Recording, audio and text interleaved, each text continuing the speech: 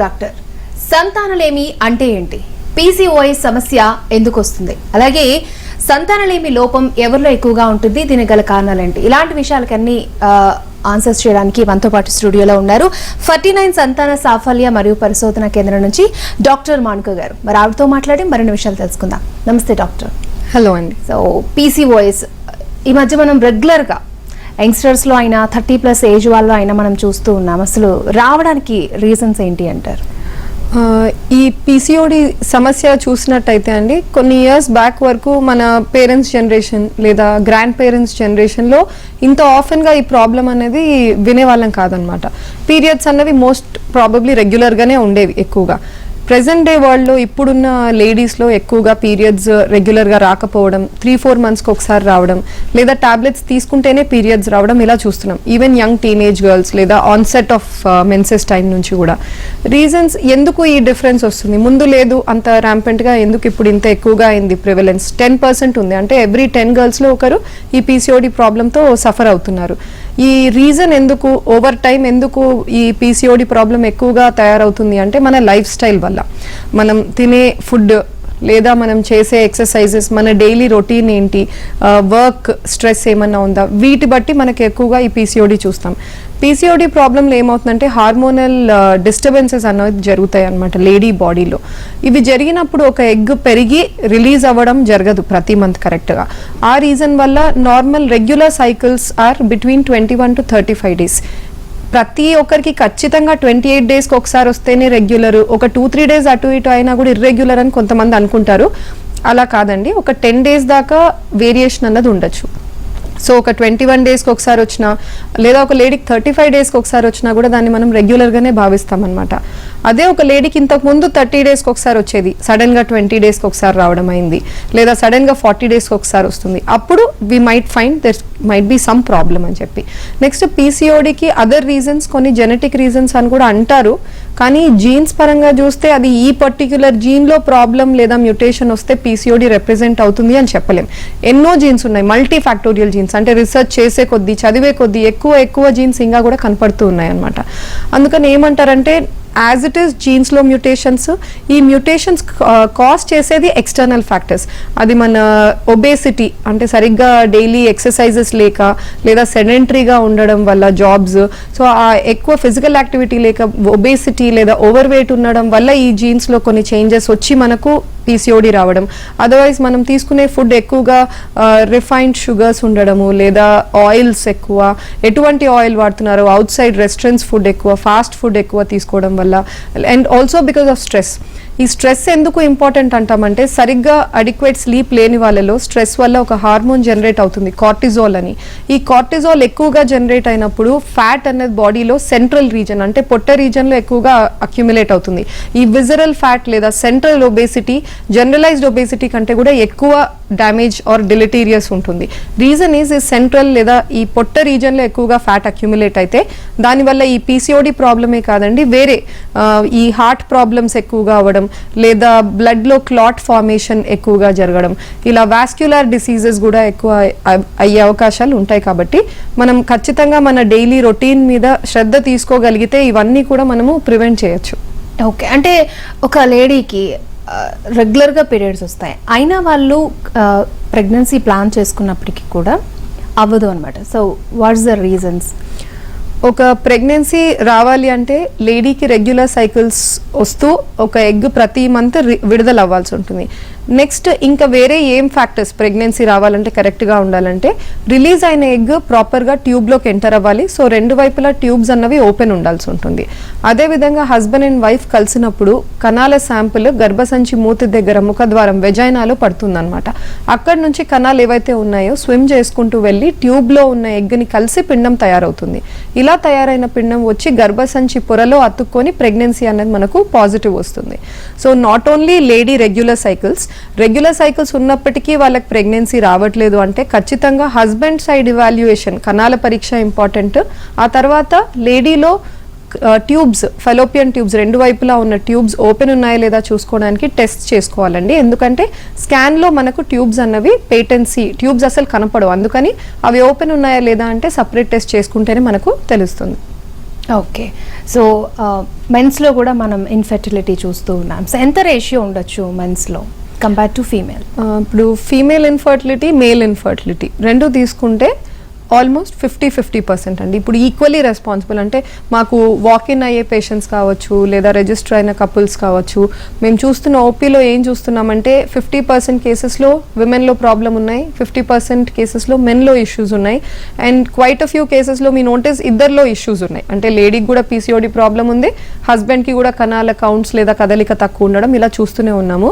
So evaluation ఇద్దరికి important అండి. Only లేడీకి evaluate చేసుకుంటూ మంత్స్ టుగెదర్ మనం టైం వేస్ట్ చేసి హస్బెండ్ ఎవాల్యుయేషన్ చేయకుండా ఇలాంటి మిస్టేక్స్ జరగకూడదు. ఎప్పుడు కూడా ఇద్దరిది ఎవాల్యుయేషన్ సైమల్టేనియస్ గా జరగాలి. రైట్ అండి. ఒక కాలర్ ఉన్నారు, మాట్లాడదాం. తులసి గారు.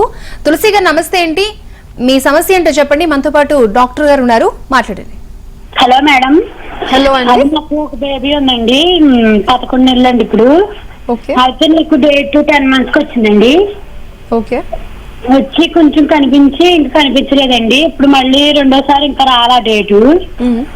45 రోజులు అయిందండి. ఇంకా పీరియడ్ రాలేదంటున్నారు. ఓకే.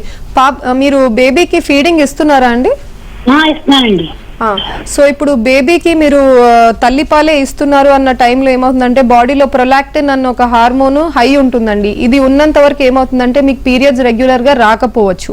కొంతమందికి 1 year కి కూడా రెజ్యూమ్ అవుతాయి అనమాట సైకిల్స్. అందుకని మీకు ఇలా వచ్చి రాకుండా అలా అవుతుంది అన్నప్పుడు ఆశ్చర్యపడడానికి ఏం లేదు. అది మీరు పాలు ఇంకా ఇస్తున్నారు కాబట్టి బేబీకి ఆ ఫీడింగ్ ఉన్నంత వరకు మీకు ఇర్రెగ్యులర్ గా రావడం లేదా రాకపోవడం జరగచ్చు, నార్మల్. అయినా కూడా హస్బెండ్ అండ్ వైఫ్ ఎటువంటి ప్రొటెక్షన్ లేకుండా కలుస్తున్నట్టయితే మాత్రము ఖచ్చితంగా మీరు ఒక ప్రెగ్నెన్సీ టెస్ట్ చేసుకొని ప్రెగ్నెన్సీ రూల్ అవుట్ చేసుకోవడం చాలా ఇంపార్టెంట్ అండి. సో ఫస్ట్ మీరు నా అడ్వైజ్ ఏంటి అంటే మీరు ఒక ప్రెగ్నెన్సీ టెస్ట్ చేసుకోండి. ఒకవేళ అది నెగిటివ్ ఉంటే పర్లేదు, you don't have to worry. లేదు పాజిటివ్ ఉంటే you will have to plan accordingly. Okay. అంటే ఇప్పుడే ఈ కాలర్ మాట్లాడారు కదా, అంటే డెలివరీ తర్వాత ఎన్ని రోజులకి మళ్ళీ మనకి నార్మల్ సైకిల్స్ వచ్చే అవకాశం ఉందంటారు? దీనికి answer it is very varied. Actually we can't tell ఇన్ని మంత్స్ ఇంత టైం అని చెప్పలేమండి. ఎందుకంటే ఫ్యూ లేడీస్ కి ఇమీడియట్ 1 month కి కూడా right after delivery next month correct గా పీరియడ్ వచ్చిన లేడీస్ కూడా ఉన్నారు.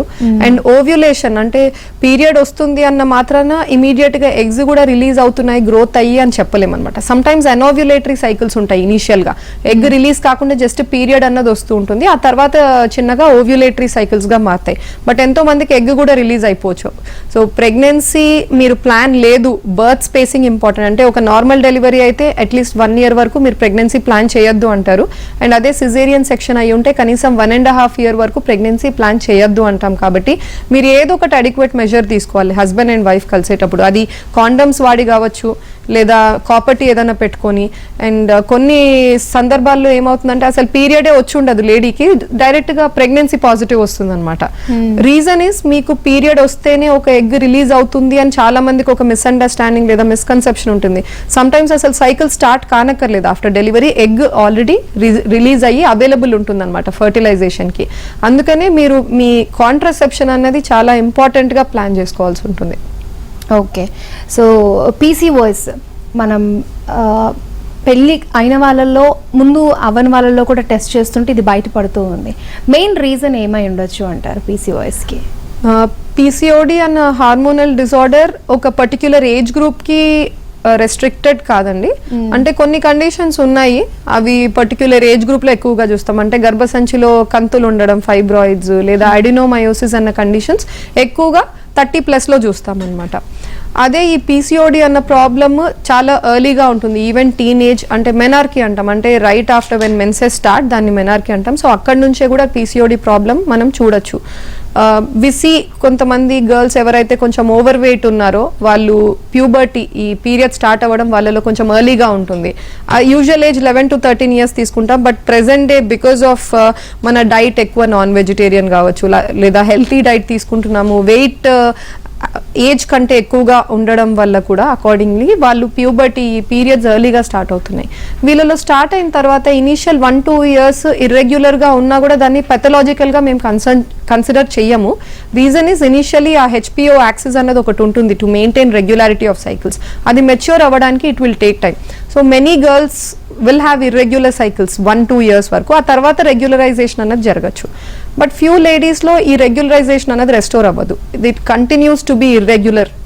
ఇలా కంటిన్యూయింగ్ టు బి ఇర్రెగ్యులర్ వాళ్ళకు డైలీ యాక్టివిటీస్ ప్రాబ్లం అవుతుంది. స్కూల్ గర్ల్స్లో కూడా they will have their problems. ఏంటి అంటే ఏదైనా స్కూల్ పిక్నిక్ ఉంది, దే ఆర్ స్కేర్డ్, ఎప్పుడు వస్తుందో తెలియదు period.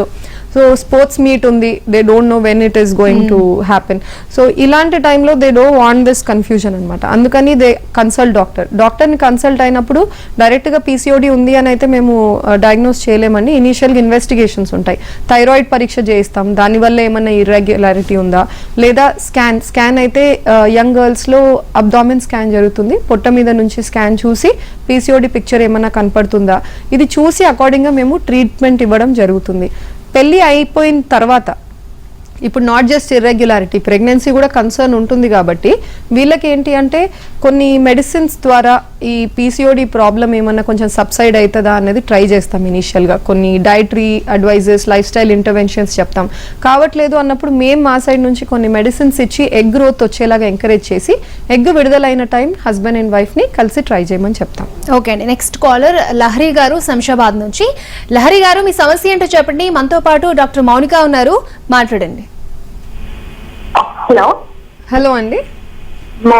Madam good afternoon. Good afternoon అండి. నాకు 3 చేయండి మేడం, నాకు రేట్ రావడం లేదు. ఓకే అండి. ఈ మధ్యలో ఇన్ఫెక్షన్ గా వస్తుందండి. ఈ మధ్యన లాస్ట్ పీరియడ్ ఎప్పుడు వచ్చిందండి మీకు? December 31st కి వచ్చింది. ఈ నెలలో జనవరిలో మాత్రం 30కి వచ్చింది. ఓకే. పెళ్ళి అయిందండి మీకు? పెళ్ళయింది, 2-3 పిల్లలు. ఓకే. ఇప్పుడు ఈ మధ్యలోనే ఇలా ఇర్రెగ్యులర్ అయ్యాయండి, ముందు నుంచి ఇలానే ఉండేనా? లేదు. ఫ్యామిలీ ప్లానింగ్ సర్జరీ అయిపోయిందా మీకు? లేదు, ఈ మధ్యలోనే 2019 లో నాకు బాబు పుట్టాడు. ఓకే. అప్పటి నుంచి రెగ్యులర్ అయ్యాయి. పిల్లలు పుట్టకుండా ఆపరేషన్ చేయించుకోలేదు కదండి మీరు ఇంకా? ఓకే. ఇప్పుడు ఈ 3 పిల్లల తర్వాత కూడా ఈ పీసీఓడి ప్రాబ్లం రావచ్చండి. నేను అన్నట్టు పీసీఓడి ఒక ఏజ్ లోనే వస్తుంది అని లేదనమాట. ఇప్పుడు కొంతమందికి ఇనీషియల్ గా బాగానే ఉంటుంది, ఇలా పిల్లలు పుట్టిన తర్వాత, ఒక ప్రెగ్నెన్సీ తర్వాత లేదా 2 డెలివరీస్ తర్వాత కూడా ఈ పీసీఓడి రావచ్చు. రీజన్ అప్పుడు ఎందుకు లేదు, ఇప్పుడు సడన్ గా ఎందుకు స్టార్ట్ అయిందంటే ఎక్కువగా వెయిట్ చేంజెస్ ఉంటాయి. ప్రెగ్నెన్సీకి ముందు ఒక వెయిట్ ఉంది, ప్రెగ్నెన్సీ డెలివరీ అయిన తర్వాత, ఈ లాక్టేషన్ పీరియడ్ అయిన తర్వాత ఒక వెయిట్ ఉంటుంది అనమాట. వెయిట్ గెయిన్ అయి ఉంటారు లేడీస్. వెయిట్ గెయిన్తో పాటు వేరే హార్మోనల్ వేరియేషన్స్ కూడా ఉంటాయి.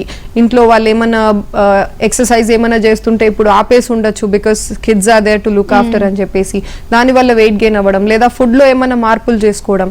ఇలా వెయిట్ గెయిన్ అయినప్పుడు కూడా ఏమవుతుందంటే ఈ పీసీఓడి ప్రాబ్లం ఆ వెయిట్ గెయిన్తో సెట్ ఇన్ అయి ఉండొచ్చు. ఇప్పుడు రెగ్యులారిటీ రెస్టోర్ అవ్వాలి అనుకుంటే ఎక్సర్సైజెస్ చేసి ఈవెన్ 1-2 kgs తగ్గగలిగితే కూడా 30% కేసెస్లో రెగ్యులరైజేషన్ లేదా స్పాంటేనియస్గా పీరియడ్స్ రావడం మేము చూస్తున్నాము. అందుకని right of the bat they should first start ఈ ఫుడ్లో ఏదైనా హై షుగర్స్ ఉన్న టీ, కాఫీ ఎక్కువగా తీసుకోవడం, లేదా sweets, deep fried items, oily items ఇవన్నీ కూడా ఆపేసి ఏదో ఒక ఎక్సర్సైజ్ ఎవ్రీడే, ఒక హాఫ్ అన్ అవర్ వాకింగ్ అంటూ ఉంటారు ఎక్కువగా, but walking is not sufficient అండి. యంగ్ లేడీస్లో వీళ్ళు ఖచ్చితంగా ఏదైనా ఎరోబిక్ ఎక్సర్సైజెస్ లేదా కార్డియో లాంటి ఎక్సర్సైజెస్ వాళ్ళు చూస్ చేసుకొని, సంథింగ్ దట్ దే లైక్ చూస్ చేసుకొని ప్రతి రోజు అట్లీస్ట్ ఒక హాఫ్ అన్ అవర్ కేటాయించగలిగితే ఎక్సర్సైజెస్కి ఈ ప్రాబ్లం న్యాచురల్గా కూడా మనము సాల్వ్ చేసుకోవచ్చు. సో పీసీఓడి సమస్య అనేది పెళ్ళైన వాళ్ళలో, పెళ్లి కాని వాళ్ళలో మనం చూస్తూ ఉన్నాం. అండ్ వన్స్ పిల్లలు పుట్టిన తర్వాత కూడా వన్స్ మనకి పీసీఓడి వచ్చి మనం పిల్లలు పుట్టేశారు కదా, ఇంకెందుకు దాన్ని పట్టించుకోవడం అని చాలా మంది నెగ్లెక్ట్ చేస్తూ ఉంటారు. నెగ్లెక్ట్ చేస్తే ఎటువంటి కాజెస్ ఉంటాయంటారు? మనం ట్రీట్ చేసుకోవాలంటారు ఆ పిల్లల తర్వాత కూడా? ఇప్పుడు పీసీఓడి ప్రాబ్లమ్కి ఓన్లీ మ్యారీడ్ లేడీస్ గారు, నేను అన్నట్టు అన్మ్యారీడ్ గర్ల్స్ ఆల్సో కమ్. ఈ అన్మ్యారీడ్ గర్ల్స్ ఏంటి అంటే ఎక్కువగా 3 months అవుతుంది, 4 months అవుతుంది, వెయిట్ చేసినా కూడా ఇంకా పీరియడ్ రాలేదు అని కూడా వస్తూ ఉంటారనమాట. ఎందుకు మేము డిలే చేయొద్దు? ఇప్పుడు అన్మ్యారీడ్ గర్ల్స్లో ప్రెగ్నెన్సీ కన్సర్న్ లేదు, మరి ఎందుకు పీరియడ్ తెప్పించాలి, ఎందుకు we should treat the condition in them అన్నది రీజన్ ఇస్ పీసీఓడిలో ఈ గర్భసంచి లోపల పొర ఎండోమెట్రియం అంటాం దాన్ని. ఎండోమెట్రియం గ్రోత్ అన్నది ఈస్ట్రోజన్ అన్న హార్మోన్ ఇన్ఫ్లుయెన్స్లో జరుగుతుంది. కంటిన్యూస్గా పీరియడ్ రానంత వరకు లేదా ఒక ఎగ్ రిలీజ్ అవ్వనంత వరకు ఈ ఈస్ట్రోజన్ అన్న హార్మోన్ కంటిన్యూస్గా యాక్ట్ చేస్తూ గర్భసంచి పొరని ఇంకా థిక్కర్ చేస్తూ ఇంకా లావుగా చేస్తూ ఉంటుంది పొరని మందంగా. ఏదో ఒక టైంలో గర్భసంచిలో ఉన్న బ్లడ్ సప్లై ఏదైతే ఉందో రక్త సంచారణ ఈ పొరను సపోర్ట్ చేసేది ఒక పాయింట్ బియాండ్ సపోర్ట్ చేయలేకపోతుంది అనమాట. అప్పుడు సడన్గా ఈ పొర పడిపోయి బ్రేక్ త్రూ బ్లీడింగ్ అనేది వీళ్ళకి జరుగుతుంది. హెవీగా బ్లీడింగ్ అవ్వడం ఆఫ్టర్ 3 months సడన్లీ ఏ టాబ్లెట్స్ తీసుకోకుండా. రీజన్ ఇది ఎందుకు అవుతుందంటే ఆ సపోర్ట్ చేయలేక గివప్ చేసి బ్లీడింగ్ అవుతుంది. దాన్ని మనం బ్రేక్ త్రూ బ్లీడింగ్ అంటాం. ఇలా జరిగితే పర్లేదు, బట్ 3 months దాటి 4 months దాటి కంటిన్యూస్గా ఇలానే అవుతుందంటే కంటిన్యూస్ ఈస్ట్రోజన్ ఎక్స్పోజర్ వల్ల గర్భసంచిలో కొన్ని చేంజెస్ వస్తాయి. ఈ లాంగ్ టర్మ్ ఇలానే జరుగుతూ ఉంటే క్యాన్సర్కి కూడా దారి తీసే అవకాశాలు ఉంటాయి. కాబట్టి మేము పీరియడ్స్ రెగ్యులర్గా తెప్పించుకోమని అడ్వైస్ చేస్తాం. ఓకే అండి. నెక్స్ట్ కాలర్ గాయత్రి గారు హైదరాబాద్ నుంచి. గాయత్రి గారు నమస్తే అండి, మనతో పాటు డాక్టర్ గారు ఉన్నారు. మీ సమస్య ఏంటో చెప్పండి. హలో, నమస్తే అండి. నాకు 5 months బ్యాక్ పాప పుట్టింది. ఓకే. అయితే ఇప్పుడు 5 months తర్వాత ఇప్పుడు పీరియడ్స్ స్టార్ట్ అయ్యాయి. కానీ అసలు చాలా తట్టుకోలేకుండా హెవీగా అయిపోతుంది ఆగకుండా. అంటే అదేమైనా పీసీఓఎస్ సమస్యకు సంబంధించిందా అని అర్థం కావట్లేదు. మీకు నార్మల్ డెలివరీ అయిందా, సిజేరియన్ అయిందా అండి? నార్మల్ అయిందండి. ఓకే. ఈ పీరియడ్స్ హెవీగా అండ్ కొంచెం పెయిన్ ఎక్కువగా సడన్ గా మొదలయ్యాయి అంటున్నారు. ఇంతకు ముందు లేవా అండి మీకు పెయిన్ఫుల్ పీరియడ్స్? లేదండి, ఒక 1 hour అలా ఉండింది కానీ పెయిన్ఫుల్ గా ఎప్పుడు లేదు. అసలు ఇది రావడం 6 months తర్వాత ఫస్ట్ టైం రావడం ఆగకుండా అవుతోంది. ఓకే. యాక్చువల్ గా this is a little strange reason. ఎందుకంటే ఇన్ఫాక్ట్ ఇంతకు ముందు పీరియడ్స్ ప్రాబ్లం ఉంటుంది అనమాట. చాలా మంది గర్ల్స్ కి పెయిన్ ఉండడము ఫస్ట్ 2 days, దానివల్ల క్రాంప్స్ వల్ల మెడిసిన్ కూడా తీసుకుంటూ ఉంటారు. ఎక్కువగా వీళ్ళలో నార్మల్ డెలివరీ అయిన తర్వాత ఆల్మోస్ట్ 2-3 years వరకు పీరియడ్స్ పెయిన్లెస్ అయిపోతాయి అనమాట. రీజన్ ఇది ఎందుకు అంటే గర్భసంచి మూతి దగ్గర సర్విక్స్ అని ఒకటి ఉంటుంది. ఆ సర్విక్స్ ప్రాపర్ గా కోఆర్డినేట్ అయ్యి బ్లడ్ ఫ్లో జరిగితే పెయిన్ ఉండదు. ఎప్పుడైతే ఈ సర్విక్స్ ఓపెనింగ్ కోఆర్డినేట్ కావట్లేదు అనుకోండి, ఆ ప్యాసేజ్ మనకు అబ్స్ట్రక్ట్ అవుతుంటుంది. ఆ యూట్రస్ కాంట్రాక్ట్ అవుతూ ఉంటుంది అనమాట, to send the bleeding out or to send the clots out. దాంట్లో కూడా వాళ్ళు పెయిన్ ఎక్కువగా ఎక్స్పీరియన్స్ చేయొచ్చు. మీ కేసులో నార్మల్ డెలివరీ అయ్యి ఇంతకు ముందు లేదు, ఇప్పుడు సడన్ గా పెయిన్ స్టార్ట్ అవుతుంది అంటున్నారు. This is quite rare.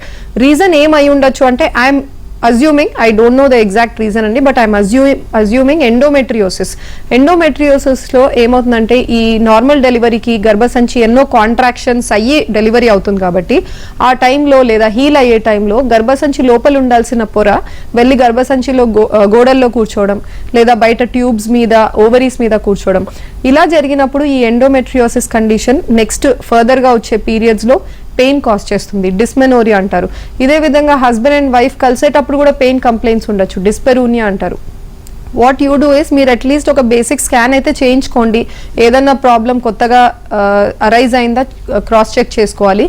లేదు మీకు ఎటువంటి ప్రాబ్లం కనిపించట్లేదు స్కాన్లో అయినా కూడా మీకు ఎండోమెట్రియోసిస్ ఉండి ఉండొచ్చండి. ఎందుకంటే ట్యూబ్స్ మీద లేదా ఇంటెస్టైన్స్ మీద కూర్చున్న డిపాజిట్ స్కాన్స్లో మనకు ప్రెజెంట్ అవ్వవు.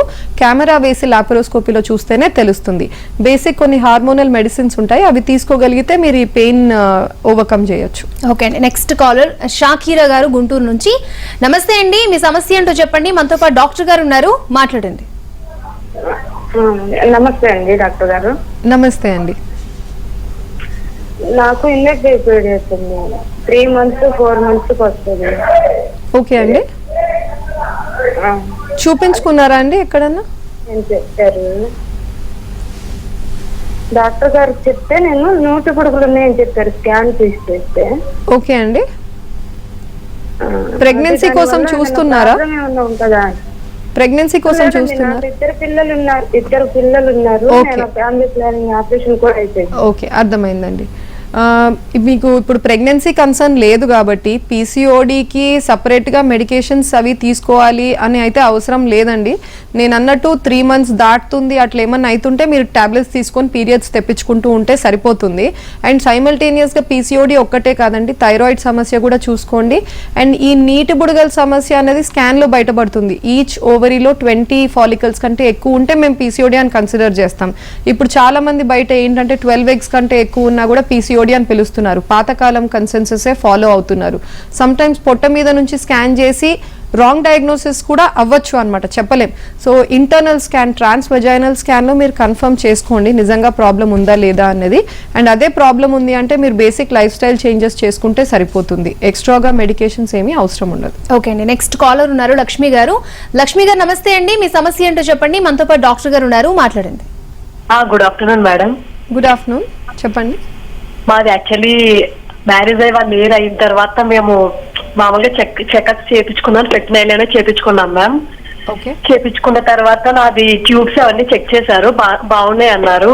హస్బెండ్ స్పోమ్ కోడ్ తక్కువ ఉంది అన్నారు, మెడికేషన్ ఇచ్చారు. సో మెడికేషన్ ఇచ్చిన తర్వాత 1 month కే మెడికేషన్ చేస్తుండగానే నేను కన్సీవ్ అయ్యాను మ్యామ్, న్యాచురల్ గానే. ఓకే. న్యాచురల్ గానే కన్సీవ్ అయిన తర్వాత ఇక్కడ దగ్గరలో హాస్పిటల్ టెస్ట్ చేశారు. టెస్ట్ చేసిన తర్వాత నాకు థైరాయిడ్ ఉందన్నారు.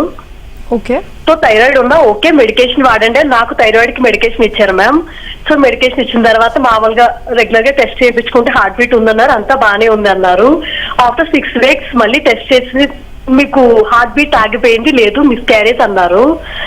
సో డాక్టర్ ఏమన్నారంటే might be one of the reason thyroid అవ్వచ్చమ్మా అన్నారు, బట్ అంటే షూర్ గా అయితే చెప్పలేదు.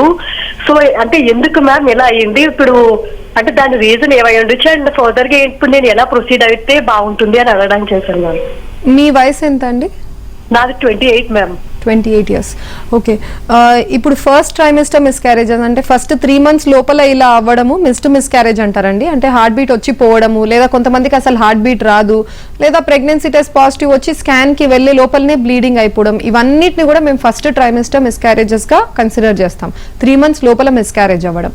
ఇలాంటి మిస్క్యారేజెస్ మ్యాక్సిమం కేసెస్ రీజన్స్ ఏమై ఉంటాయంటే ఫామ్ అయిన పిండము జన్యుపరంగా ఏదో అబ్నార్మాలిటీ ఉండి ఉండొచ్చు. అది మీ ఎగ్లో ప్రాబ్లం ఉందా, కణంలో ప్రాబ్లం ఉందా, బోత్ మైట్ బి నార్మల్ అండి. ఎగ్ కణం కలిసి తయారైన పిండంలో కూడా డినోవోగా మ్యూటేషన్స్ ఏవో చేంజెస్ జరిగి జీన్స్లో ఏదైనా అబ్నార్మాలిటీస్ అరైజ్ అయ్యి అబ్నార్మల్గా ఉంటే అటువంటి ఎంబ్రియో అతుక్కోదు. సమ్టైమ్స్ అతుక్కున్నా కూడా ఇలా హార్ట్ బీట్ వచ్చి పోవడం జరుగుతుంటుంది. వీటన్నిటికీ మేము ఎక్కువగా జెనెటిక్ రీజన్స్ అంటే ఏదో క్రోమోజోమల్ అబ్నార్మాలిటీస్ అనే చెప్తాం. రేర్లీ అంత బాగుండి కూడా ఇవన్నీ నార్మల్ ఉండి కూడా కన్సెప్టర్స్ ఎటువంటి క్రోమోజోమల్ అబ్నార్మాలిటీ లేకున్నా కూడా రీజన్స్ ఏమై ఉండొచ్చు ఎక్స్ట్రాగా అంటే విటల్ థైరాయిడ్ కానీ పీసీఓడి కానీ ఆల్రెడీ షుగర్స్ ఏమైనా హై ఉన్నా ఇవన్నీ చెప్తాం. కానీ అండి they are not absolute reasons. మీ కేసులో నేను ఎక్కువగా ఎంబ్రియోలో ఏదో జెనెటిక్ అబ్నార్మాలిటీ ఉండి ఉండొచ్చు అని అనుకుంటున్నాను. అలా అని సింగిల్ మిస్క్యారేజ్కి మేము డీటెయిల్డ్ ఇవాల్యుయేషన్ వెళ్ళాం, ఎందుకంటే 20% కేసెస్లో రిస్క్ ఉంటుంది. రిపీట్ అయితే అంటే నెక్స్ట్ ఇది కూడా మిస్క్యారేజ్ అయ్యి లేదా 2 or more మిస్క్యారేజెస్ జరిగితే వి ప్రిఫర్ టు ఇన్వెస్టిగేషన్స్ పార్ట్లో ఏం చేస్తాము అంటే హస్బెండ్ అండ్ వైఫ్ది బ్లడ్ టెస్ట్ చేస్తాము, క్యారియోటైపింగ్ అని. అంటే జన్యుపరంగా మదర్ ఆర్ ఫాదర్లో ఏమైనా ప్రాబ్లమ్స్ ఉన్నాయా అన్నది చూసుకుంటాం. చూసుకున్న తర్వాత ఇంకొకటి యాప్లా అని ఒక టెస్ట్ ఉంటుందండి. అంటే మాయ ఫామ్ అయ్యే ప్లేస్లో వెజల్స్ ఏవైతే ఉన్నాయో రక్త సంచారణ వెళ్ళే వెజల్స్లో గడ్డగట్టచ్చు అనమాట. ఆ క్లాటింగ్ టెండెన్సీ ఎక్కువగా ఏమన్నా ఉందా అన్నది చూసుకుంటాం. చూసుకొని ఫర్దర్గా ప్రెగ్నెన్సీ ముందే ఫోలిక్ యాసిడ్ ప్రీ కన్సెప్షనల్గా స్టార్ట్ చేసుకోమంటాము. అండ్ ప్రెగ్నెన్సీ వచ్చిన తర్వాత కూడా స్లైట్గా ఎక్స్ట్రా సపోర్ట్ అనేది మేము ఆఫర్ చేస్తాం.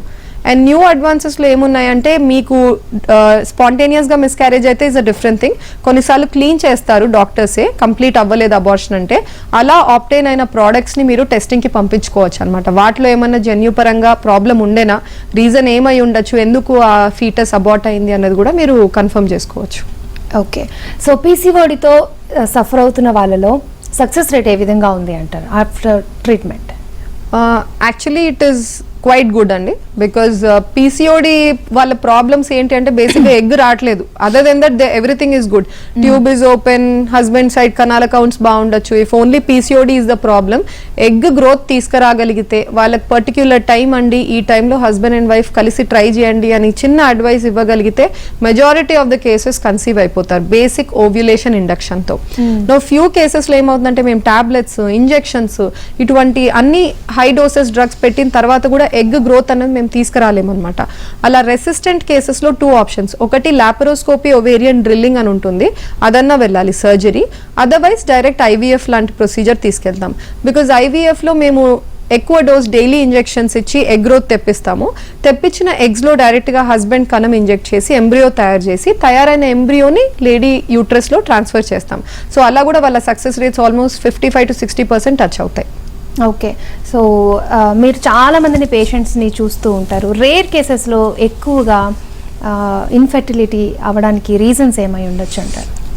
ఇప్పుడు రేర్ కేసెస్ అంటే నా ఐల్ టెల్ యూ, ఇన్ఫర్టిలిటీలో పార్ట్ ఏమేమి ట్రీట్మెంట్స్ ఉంటాయంటే అండి, ఒకటి టాబ్లెట్స్తో ట్రై చేయడం, సెకండ్ ఐయుఐకి వెళ్ళడం, థర్డ్ ఐవీఎఫ్కి వెళ్ళడం. నా ఐవీఎఫ్ కాకుండా కూడా there is one condition, one mode of treatment, surrogacy. ఇప్పుడు వీ హ్యావ్ సీన్ యాక్ట్రెసెస్ వీళ్ళందరూ కూడా సరోగెసీకి వెళ్ళారు. ఇలాంటి వాళ్ళకి ఇండికేషన్స్ వేరుంటాయి. ఏముంటాయంటే కొంతమంది లేడీస్ అసలు గర్భసంచి లేకుండా పుడతారనమాట. వాళ్ళకు గర్భసంచి ట్యూబ్స్ ఉండవు, ఓన్లీ అండాశయాలు ఉంటాయి. దీన్ని ముల్లేరియన్ ఏజెనసిస్ అని కండిషన్ అంటారు. వీళ్ళకి ఎగ్స్ అయితే ఉన్నాయి, బట్ ఫామ్ అయిన పిండం గ్రోత్ అవ్వడానికి గర్భసంచి అన్నది అవైలబుల్ లేదు. అప్పుడు వేరే వాళ్ళ యూట్రస్ ని తీసుకుంటారు, దాన్నే సరోగెసీ అంటారు. సో వీళ్ళ ఎగ్స్ తీసి హస్బెండ్ కణాలను ఇంజెక్ట్ చేసి తయారైన ఎంబ్రియోని వేరే లేడీ యూట్రస్ లో ఇన్సర్ట్ చేస్తే ఆ లేడీ ఊమ్ లో బేబీ పెరుగుతుంది అనమాట. దీన్ని సరోగెసీ అంటారు. ఇదే కాకుండా కొంతమంది ladies unfortunately first time delivery అయి ఉంటుంది. డెలివరీ టైంలో extreme amount of bleeding, heavy bleeding అవ్వడం వల్ల న్యాచురల్ మెడికల్ మెథడ్స్ లో, సర్జికల్ మెథడ్స్ లో కంట్రోల్ కాలేదు అంటే యూట్రస్ తీసేయాల్సిన పరిస్థితి వస్తుంది అనమాట, to save the life of the mother. Peripartum hysterectomy అంటారు. అలాంటి వాళ్ళలో కూడా నెక్స్ట్ ప్రెగ్నెన్సీ ప్లాన్ చేసుకోవాలంటే ప్రాబ్లం అవుతుంది. కాబట్టి నౌ అగైన్ తెలా. So these are certain very very rare conditions అనమాట. ఆఫెన్ మాకు కనపడవండి, very rarely we come across these ladies ఇట్లా సరోగెసీ ఇండికేషన్ అవసరం పడ్డము. లేదా ఐవీఎఫ్ లో కూడా రిపీటెడ్ గా ఎప్పుడైతే బేబీస్ పుడుతున్నారు కానీ ప్రాబ్లమ్స్ తో పుడుతున్నారు అన్న వాళ్ళకు కూడా డోనార్ గ్యామెట్స్ తీసుకోవడం, లేదా పీజీటీ అని ఎంబ్రియో టెస్టింగ్ పంపించి ఎంబ్రియోని ట్రాన్స్ఫర్ చేసుకోవడం కూడా చేసుకోవచ్చు. Okay, thank you so much. Infertility గురించి చాలా విషయాలు చెప్పినందుకు డాక్టర్.